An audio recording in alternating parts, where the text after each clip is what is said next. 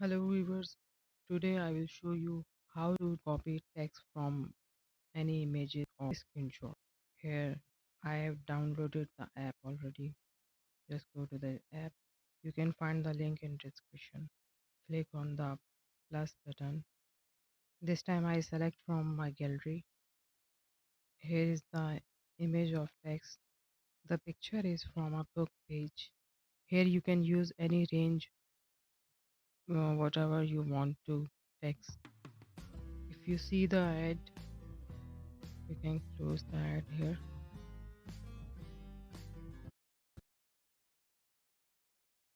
Now it's loading.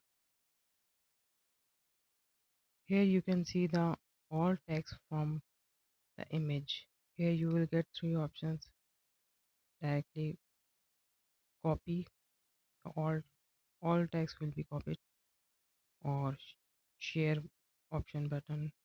You can share anywhere. Here you can share WhatsApp, file manager, from Bluetooth, Drive, Facebook, or so on. Third option is for email. You can email the text which have been converted from the image. Now guys, I will take you to the Play Store to download the app. Search here image to text. Here you can find the